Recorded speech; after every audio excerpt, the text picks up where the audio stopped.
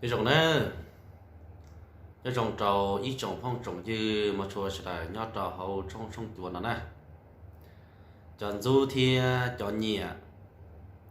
thì chọn chỉ nhẹ là sẽ là cổng tàu này lúc nào cô mà trong chạy trong nhung mà giờ trong lúc xí hải muốn đồng gì thì quy là mù hay ở bên là lù chào chào cái tí và comment phê chủ linh đó nè giờ nên lịch từ họ tạo comment phê này là cho nên lịch từ tồn tại sẽ là sao xài đi chợ của thế nào vì đó khỏi thì cũng muốn sai là nó chỉ trong gọi là nên comment nó nhỏ dạ đi nên một trận nên lúc xét xả giống nhà đi nó như là tụ áo vòng này giờ tụ đế vòng đấy lý đó nè như vậy trả tiền là cho cái tiền này từ chiều này tính mình này là sẽ trả sẽ chè nhất cho hậu nó nè thì gì mà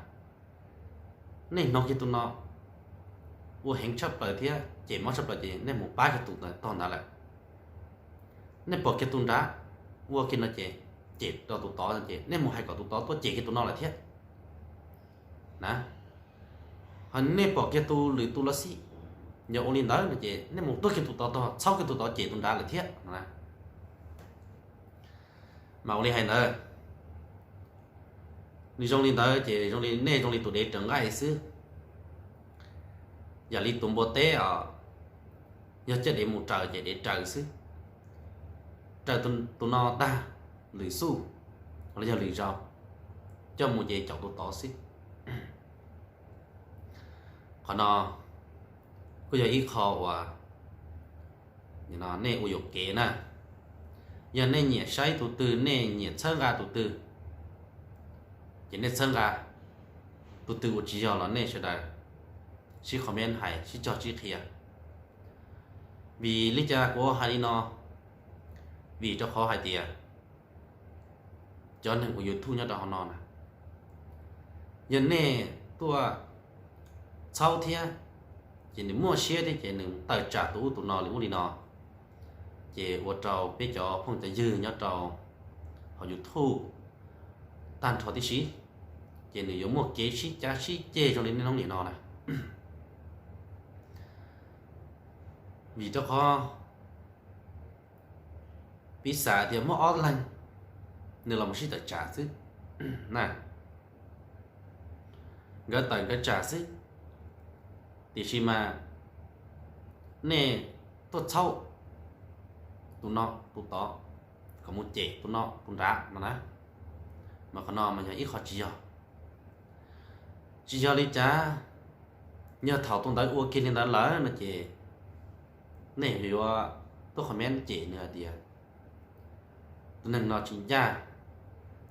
lùa tức giờ dù lâu một cha hơi giờ mù thì nó chỉ lùa đó chi thì có kỳ chui có tiếng mảng ló nè tới khi mà hai đứa nó nè cú sợ hai tao lên tới là cú tứ tao là một tài trả lên tới là thế cú cũng mấy tu nhớ là hậu thế thì khi mà cú sợ bỏ để chỉ trong cú là cú bao cú tu khen thế nè cú là dư tao là một tài trả chẳng phong trả dư ý xỉa nhớ là hậu nó tu bố thì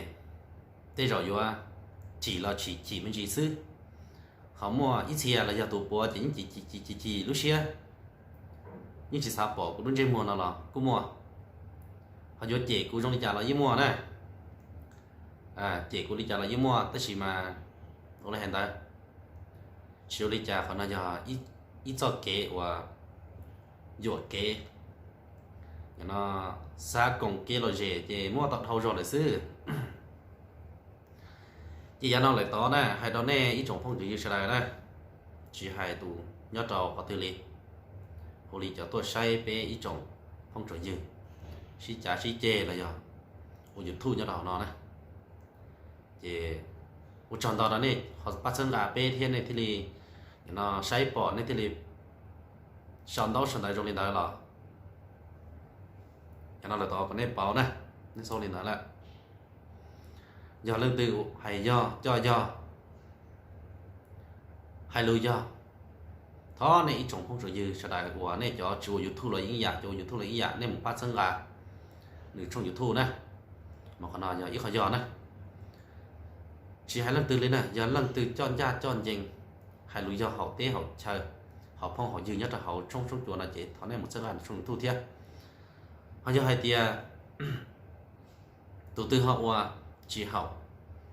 phong họ dư là này trong phong trào là này họ comment một hay còn được bao một chè nữa thế thì còn được đi trả lỗi tôi đừng rồng này trong phong trào như thế này trên lúc nào chè ôn lại hay này cứ mua rồng chai rồng nhông thế chè của thì lên tao là một thảm chứ bên gì trò bé sẽ là nhất là họ no giải tia tu họ một đang ga lại chỉ bao tầm đấy tao cá chỉ mình bể nhưng nó sáng nâng sáng đa giờ tao tiếc họ cái tiếc họ xù lại là bảo này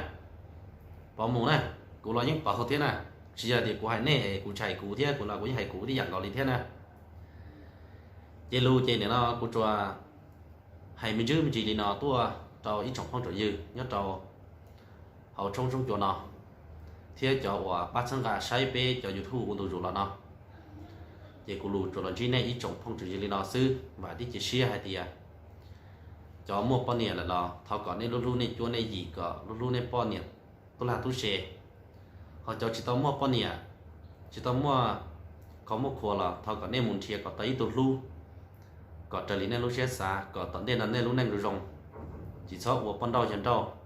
gì là bị khó con đau chân đau chỉ trong hàng lại ta chỉ nó này chỉ có lúc chuẩn chỉ nên nó sư và tích chỉ tiền này sẽ là chuẩn chỉ